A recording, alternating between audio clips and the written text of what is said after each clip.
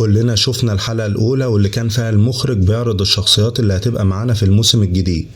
مش بس كده، الأحداث كانت سريعة واللي رسمت ملامح الصراع وطبيعة الشخصيات من أول حلقة.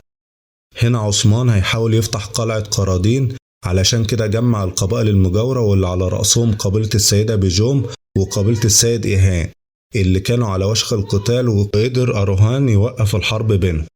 والحلقات الجاية هتكشف مين فعلا هيقف مع عثمان ومين هيكون ضد.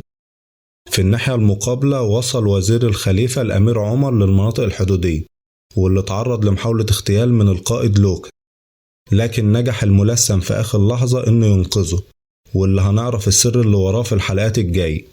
بعدها وصل رسول السيد عثمان ورسول السيد قراصي علشان يدعو وزير الخليفة عندهم، اللي هيقرر يزور السيد قراصي ويعرفه سر مجيئه الأراضي الحدودية، وهي إن الأمانات المقدسة اتسرقت، واللي هيحصل عليها صراع كبير الحلقات الجاية.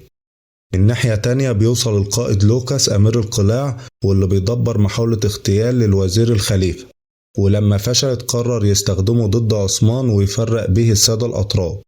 كمان جمع حكام القلاع علشان يكونوا في جبهة ضد عثمان، اللي في الوقت ده قرر عثمان يفتح قلعة قرادين، وبالفعل أرسل ابنه علاء الدين يعرض على الحاكم التسليم بدون قتال أو القتال وأخذ القلعة.